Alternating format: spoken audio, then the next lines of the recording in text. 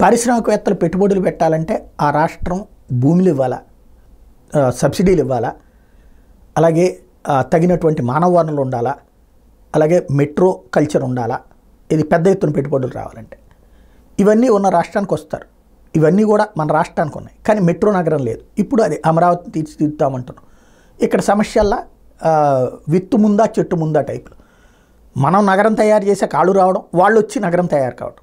ఇందులో రెండోది మనం కోరుకుంటున్నాం, మొదటిది వాళ్ళు కోరుకుంటున్నారు. ఈ దశలో ఎదురవుతున్న సమస్య ఏంటంటే ప్రభుత్వాలు మారినప్పుడు పాలసీలు మారుతుంది. 2014-19 అమరావతి రాజధాని అన్నారు, మేము అక్కడ పెట్టుబడి పెడదాం అనుకుంటే ఈలోపు ప్రభుత్వం వచ్చి విశాఖ అంది, పోనీ అక్కడ పెట్టుబడి పెడదాం అనుకుంటే ఈలోపు మళ్ళీ మీరు వచ్చి అమరావతి అంటున్నారు. ఇది ఎట్లా అన్నటువంటి ఇప్పుడు శాశ్వతంగా అధికారపరంగా మేమే ఉంటాం, 2040 దాకా కూడా మేమే ఉంటాం అన్నటువంటి చంద్రబాబు గారు పారిశ్రామికవేత్తలకు ఇస్తున్నటువంటి హామీ. పవన్ కళ్యాణ్ విడిగా పోటీ చేయడం వల్ల క్రిందసారి దెబ్బతిన్నాం. ఈ దఫా పవన్ కళ్యాణ్ మాతోనే ఉన్నారు, 2040 దాకా మేము కలిసే ఉంటాం.